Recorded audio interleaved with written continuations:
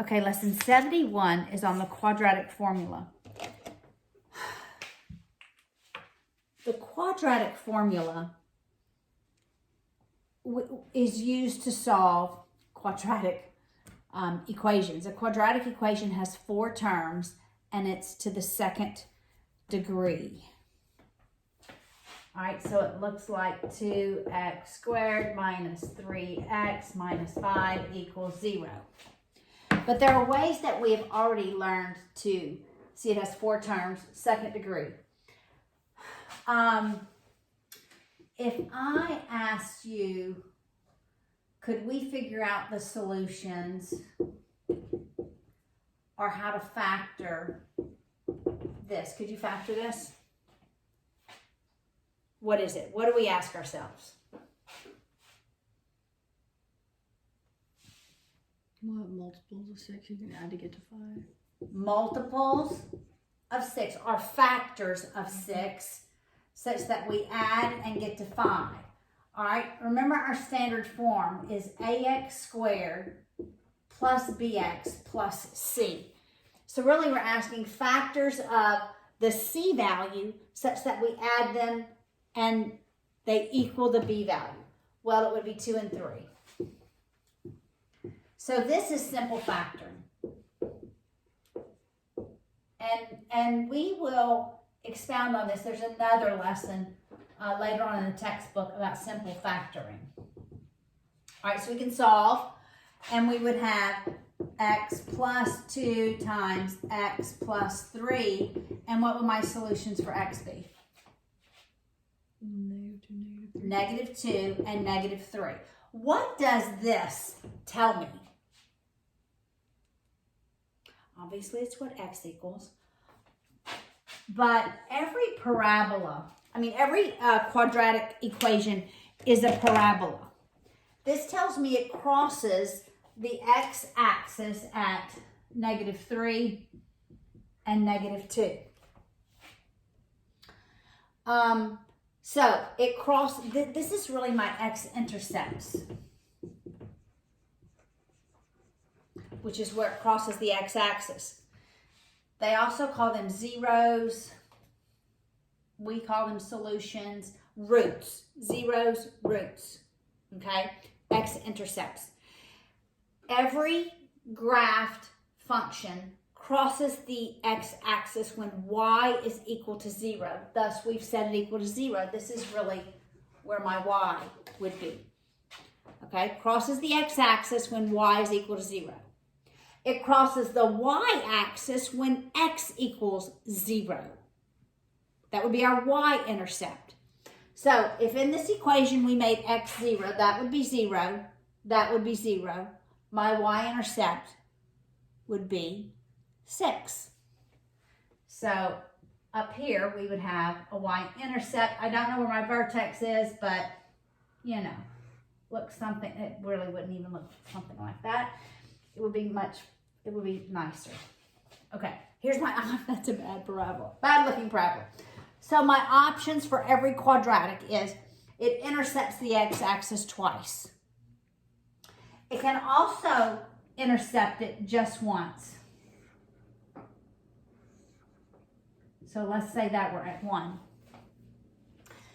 This would look like x minus 1 squared. So we would have that one term squared. So notice the sign of the factor is the opposite of the sign of the solution. Make sense? Okay. So we can cross the x-axis twice. We can just touch it and return. It would look like this. Or it cannot not cross the x-axis at all. It will always cross the y-axis. Every parabola will always intercept the y-axis. All right, so if this is the case, then our solutions are going to look like x equals 2 plus 3i and x equals 2 minus 3i. We're going to have 2 solutions and they are going to be conjugates. 2 imaginary solutions and they are going to be conjugates. Okay? So we can do simple factoring. We've also learned another method of solving for x, and that's completing the square, right? And looking at that one, you would think that I might complete the square, completing the square.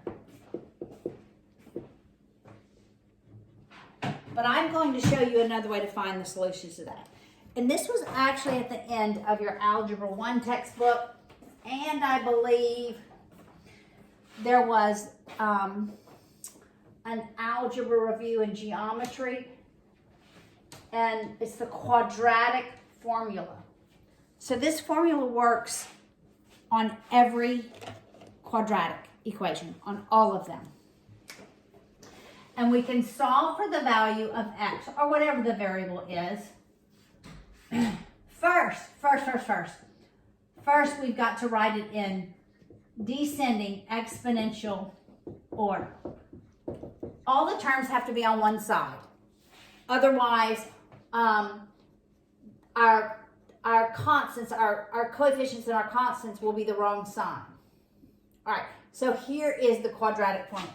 This is the quadratic formula, which we can use to solve for x. It's x equals the opposite of b, plus n minus the square root of b squared minus 4ac. All that is over 2a. All right, you need to memorize it. X equals the opposite of b plus minus the square root of b squared minus 4ac, all over 2a. This has to be memorized. You will always use this formula. Now, one important note. When I square b, this first term under the radical, the b squared, is 100% of the time going to be positive. That's a typical mistake. But any number squared is always going to render a positive number. All right, so now let's look at this equation. What is my a value in this equation? 2. A's value is 2. What's my b value? -3. It is -3. The sign goes with the number. And my c value? -5. -5. All right, so we plug that in, these values in. So the opposite of b is +3, plus minus the square root. That negative is going to be squared, making it a positive, minus 4 times the a value times the c value, all over 2 times the a value.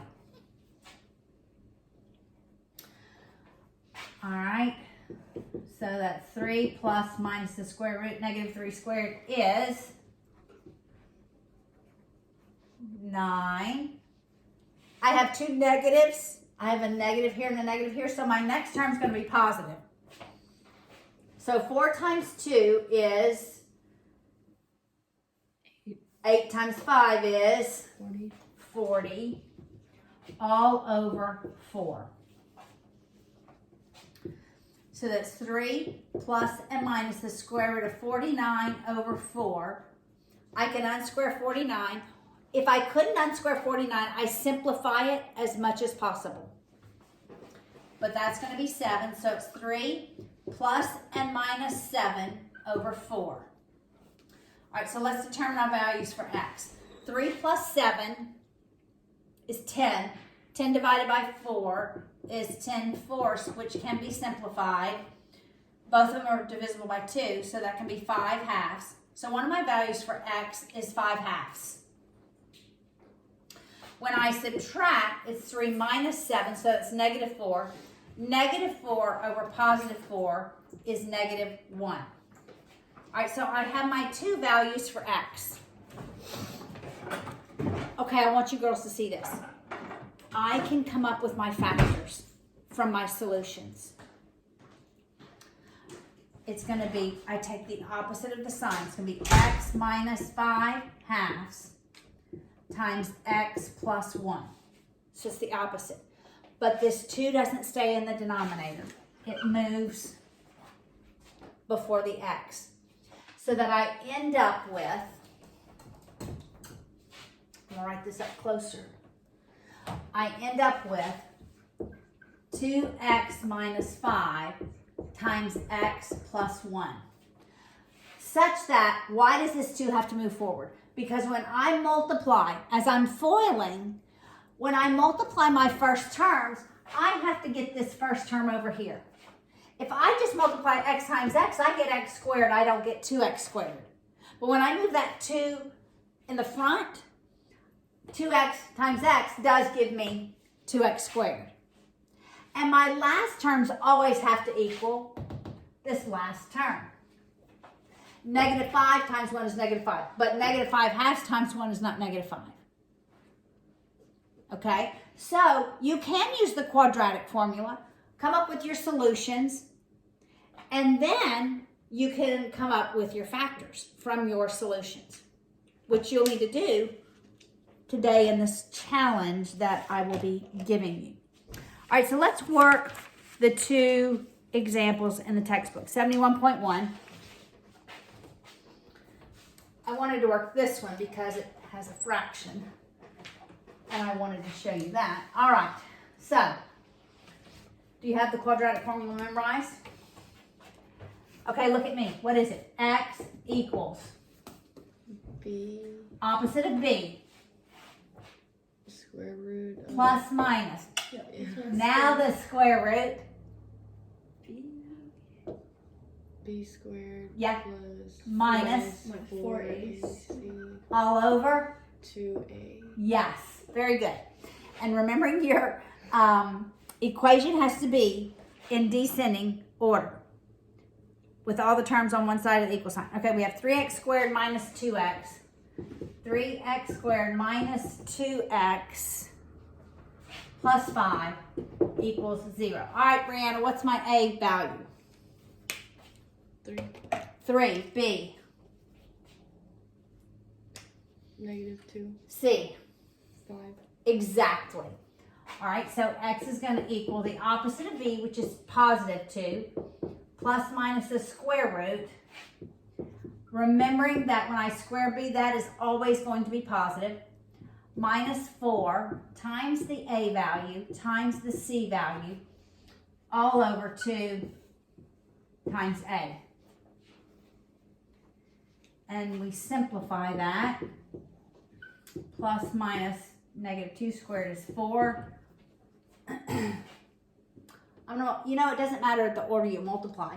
It was easy for me when I look at this to multiply 4 times 5, which is 20, because 20 times 3 is 60, as opposed to going 4 times 3 times 5. That just was easier for me.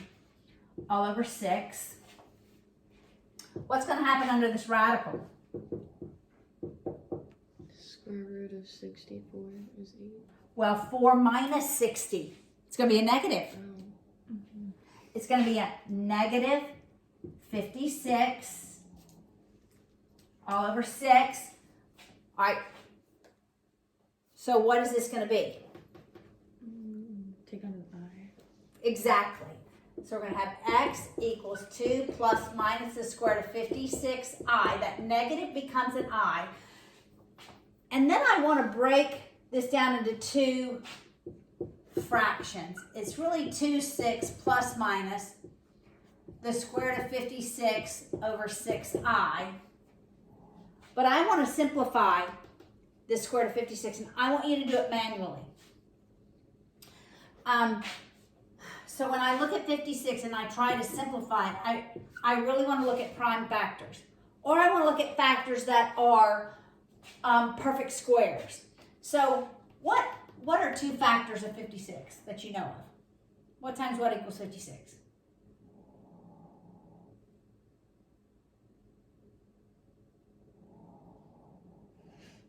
7 times 8. Exactly, 7 times 8. And 8 is 2 times 4. I can unsquare 4.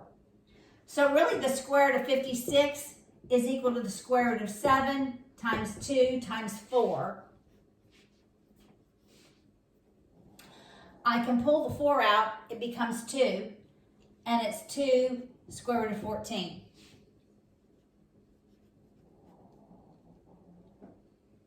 Okay, this piece right here, I'm tutoring somebody at Fran U, college algebra.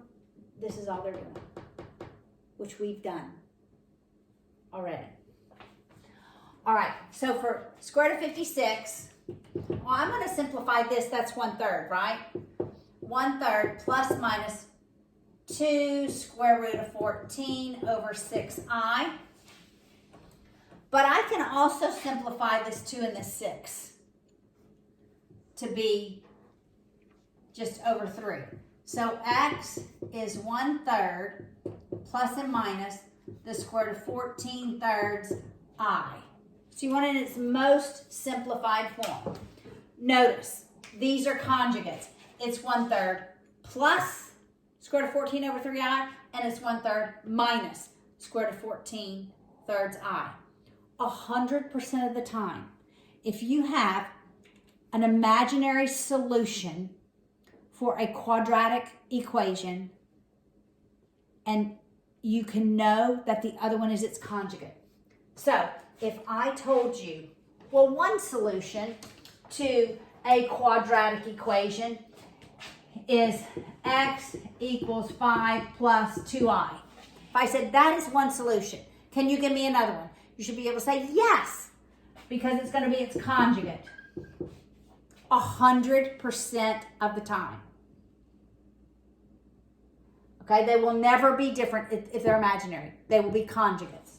All right, if there's one conjugate, if there's one imaginary solution, there's always going to be 2. All right, let's look at the second one. X squared equals 3x plus 28. All right, it's not in its proper format, so I'm going to move everything to the left because really I want this x squared to have a positive lead coefficient. All right, so I'm going to subtract the 3x on both sides and subtract the 28 to set it equal to 0. Now, I'll do x equals the opposite of b plus minus square root of b squared minus 4ac all over 2a. We will apply the quadratic formula. So the opposite of -3 is positive 3 plus minus the square root of -3 squared minus 4 times a times c all over 2a. So multiplying through what we can, that's going to be plus because there's 2 negatives. What is 4 times 28? I have no clue. Well, I might could think about it, but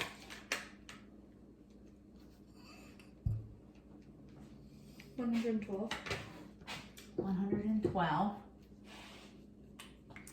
right, what is 9 plus 112?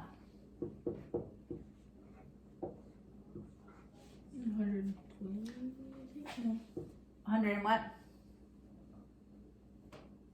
121. Yeah, 121. What's the square root of 121? 11. Yes. So it's 3 plus and minus 11 over 2. I don't leave it like this when they're all real. So x is going to equal 3 plus 11 over 2, and x is 3 minus 11 over 2. I'm going to work out the two solutions. So this is 7, right? Minus is -8 over 2, which is -4. All right, once I have my solutions, I could go back and write my factors. What would the factors be if this is my solution? -7 and 4. Correct. Right? All right, so this has 2 x-intercepts. All right, so I want you to go and work the practice problem. Well, look at your practice problems. You see A and B? All right, look at B. No, look at A. You are going to encounter this problem throughout the next several lessons. When you have a problem like A, you don't have to work it, even though maybe it's in your assignment. So like, we're not going to work A, and we're not going to work 6 from this lesson. Okay? All right, so you work practice B.